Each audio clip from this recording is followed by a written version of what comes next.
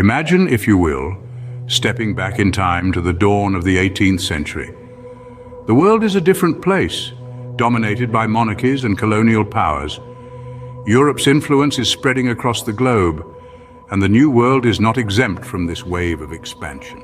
Now let's shift our focus to the American colonies, where a palpable tension is growing. The colonists, chafing under the yoke of foreign rule, are beginning to stir, their yearning for freedom slowly but surely taking shape.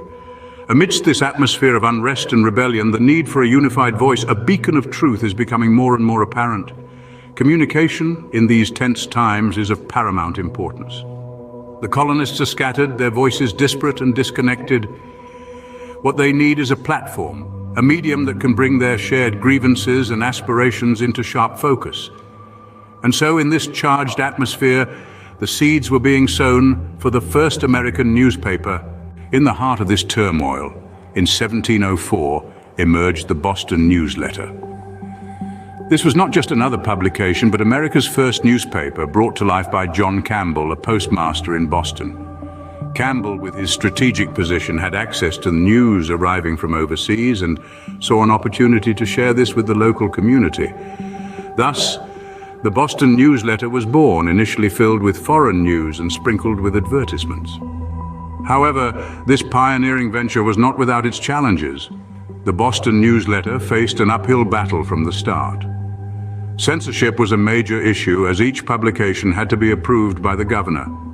The audience was limited, and the financial strain was considerable, with the paper relying heavily on advertisements for revenue. But like a ship braving the storm, the Boston Newsletter persevered. Despite these challenges, the Boston Newsletter persevered, paving the path for a new era of communication in America.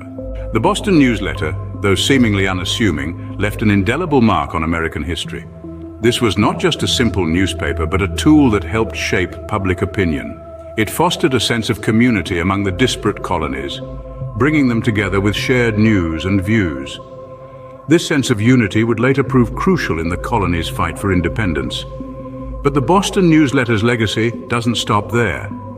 It set a precedent for all future American newspapers and journalism, establishing standards of reporting and ethics that still resonate today.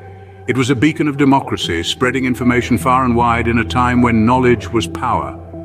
This democratization of information played a significant role in the eventual independence of the American colonies, giving people the knowledge and confidence to demand freedom.